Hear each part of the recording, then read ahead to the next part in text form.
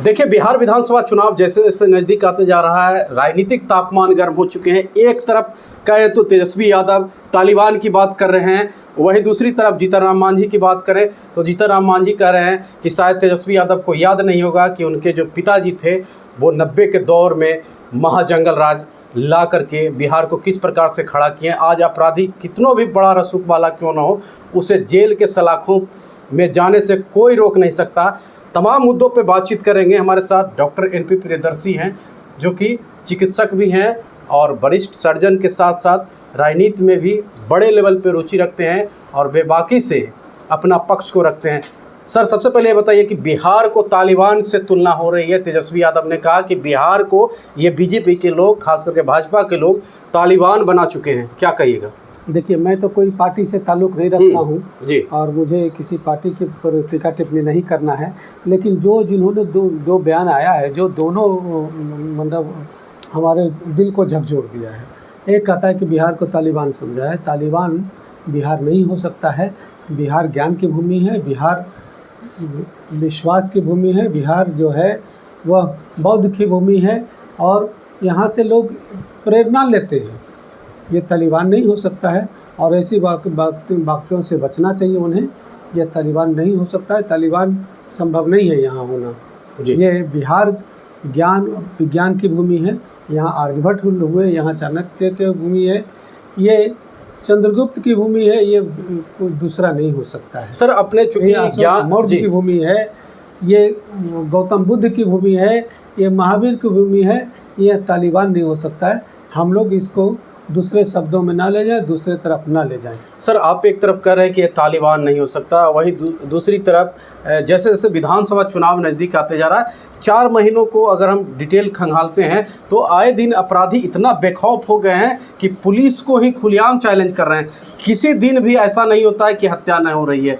आए दिन प्रतिदिन घटनाएं घटती है, हत्या हो रही है, चाहे महिलाओं की हत्या की बात करें, डॉक्टरों की हत्या की बात करें, या फिर अस्पताल में घुस करके हत्या की बात करें, या गोपाल खेमका की हत्या की बात करें, या फिर डायन बता करके पूर्णिया में 5 लोगों की हत्या की बात करें, या फिर सारण में अगर बात करें, सिवान में तो गर्दन काट करके 4 लोगों की हत्या की बात करें। अनगिनत हत्याएं हो रही है। जो सुशासन बाबू, खास करके नीतीश कुमार, यही जंगल राज के दुहाई दे करके आम लोगों के बीच में भय दिखा करके सत्ता में आए।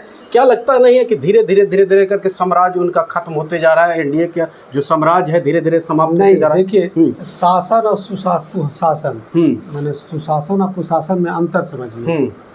जब सत्ता पक्ष अपराधी के गठजोड़ के साथ अगर न्यायिक प्रक्रिया को प्रभावित करता है तो वो कुशासन हुआ। और जब सत्ता पक्ष अपराधी के साथ कोई गठजोड़ ना हो और न्यायिक प्रक्रिया स्वतंत्र हो तो वो शासन कहलाता है, सुशासन कहलाता है। तो यहाँ किसी भी प्रकार से सत्ता का संरक्षण अपराधी को नहीं है, ये मैं दावे के साथ कर सकता हूँ। और दूसरी बात रही, न्यायिक प्रक्रिया स्वतंत्र है, उस पर किसी प्रकार का हम लोग दबाव नहीं डालते, कोई दबाव नहीं डालता है बिहार के लोग, इसलिए वो अपनी प्रक्रिया से लिखते हैं। अब दूसरी बात रही कि लॉ एंड ऑर्डर का, तो लॉ एंड ऑर्डर थोड़ा सा देखिए, अभी का जो होता है चुनावी वर्ष रहता है तो सब लोग अपना अधिकार जमाने के लिए, प्रभुत्व दिखाने के लिए, कुछ वर्चस्व बनाने के लिए, कुछ पार्टी के नज़दीक जाने के लिए कुछ ऐसे आपराधिक तांडव होता है जो प्रशासन को ध्यान देना चाहिए। ऐसे आपराधिक तांडव को ध्यान देना चाहिए, सख्ती से काम करना चाहिए। जिस तरह सुशासन का जो बिहार कायम है, उसी सुशासन को रखने का उनका भी जिम्मेदारी है, अपने बड़े अधिकारी का भी जिम्मेदारी है कि वो इस पर लगाम लगाए, अंकुश लगाए, अपराधी को त्वरित कार्रवाई कर करके उसको मुकाम तक पहुंचाए और संगठित अपराध ना हो, इस पर भी उनको निश्चित रूप से ध्यान देना चाहिए।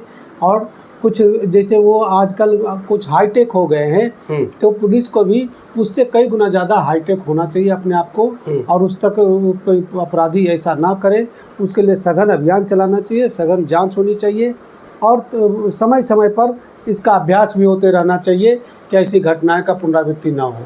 लेकिन सर जिस प्रकार से खास करके पारस हॉस्पिटल में देखने को मिला कि खुलेआम अपराधी जाता है 5 व्यक्ति के साथ, 5 से 6 व्यक्ति के साथ जाता है, उसके बाद खुलेआम 50 राउंड गोलियां दिन दहाड़े चलाता है।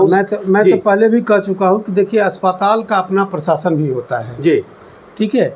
और जैसा कि मैंने देखा है कि 2 व्यक्ति पहले से अंदर थे और 5 व्यक्ति और जाने का उसको अनुमति मिला, तो ये पॉसिबल नहीं है। निश्चित रूप से ये किसी तरह से वहाँ के जो प्रशासन था उसके आंखों में धूल झोंका गया है या किसी प्रकार से प्रशासन को भ्रमित करके वहाँ तक पहुँचा गया है। और उसमें भी वहाँ पर अब रहने चाहिए, जाने की किसी के रूम में कोई जा रहा है, उसके लिए प्रोटोकॉल होता है कि उसके पास व्यक्ति कितने जा रहे हैं, उसको कौन जा रहा है, उसके लिए नाम लिखाता है, उसका वहाँ जाने के लिए उसको पास मिलते हैं।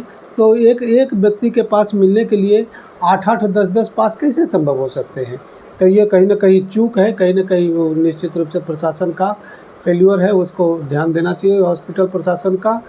और अगर घटना, एक तो घटना होना नहीं चाहिए और दूसरी घटना हो गई तब पर भी वहाँ का सजग होकर के नहीं देखा कि घटना हो गई, उसको तुरंत वहाँ पर बंद करके और उसके बाद चेकिंग करना चाहिए, तो वो पकड़ा सकता था। लेकिन ऐसा भी नहीं हो पाया। तो कहने का मतलब कि ये भी घटनाएं मतलब ये भी नहीं पकड़ाया। पहले तो जाना नहीं चाहिए, अगर चला गया तो वो मार करके और उसके बाद वहाँ से निकल गया और स्वाभाविक रूप से निकल गया। तो यह भी हमें मतलब बड़ा दिग्भ्रमित करता है कि ये कैसे संभव है कि अगर कोई ऊपर से गोली मार कर। एक और सवाल रहेगा सर कि आखिर अपराधियों में खौफ कैसे बने, पुलिसिया खौफ। जिस प्रकार से यूपी की बात करें तो यूपी में अपराधी को इनकाउंटर कर दिया जाता है, बुलडोजर चला दिया जाता है। बिहार में अपराधी इतना बेखौफ हो चुके हैं कि अपराध करके जेल में चले जाते हैं, जेल से फ़ोन करते हैं, फिर जेल से आते हैं, दिखाने के लिए आते हैं, उसके बाद उसका दूसरा जो गैंग है वो आके उसको गोली मार दिया जाता है। तो ऐसे में क्या प्रशासन को क्या करना चाहिए? कहीं ना कहीं निश्चित लॉ एंड ऑर्डर फेल्यूर है, तब तो ऐसा हुआ घटना जी। लॉ एंड ऑर्डर फेल्यूर हुआ, संगठित अपराध हुए और संगठित होकर के अपराध किया। देखिए शासन और प्रशासन, शस्त्र और शास्त्र दोनों की जरूरत है। तो बिहार शास्त्र तो कर रहा है लेकिन शस्त्र की भी जरूरत है। कहने का मतलब कि अगर अपराध ना हो उसके लिए उसकी मैंने कहा जाए जैसे को तैसे भाषा में निश्चित रूप से टिट फॉर टैट होना चाहिए। अगर कोई अपराधी संज्ञेय अपराध लगातार करता है तो उसको कड़ी सजा मिलने की जरूरत है जी।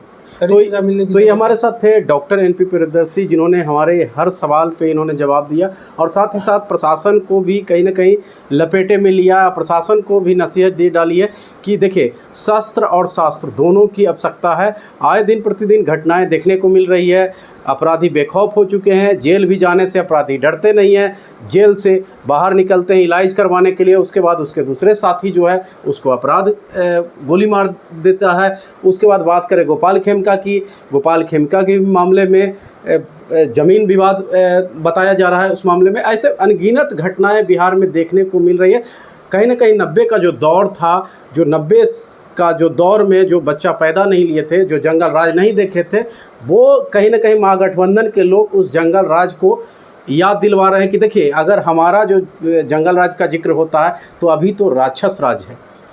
आप क्या सोचते हैं? कमेंट बॉक्स में प्रतिक्रिया जरूर दीजिएगा। धन्यवाद।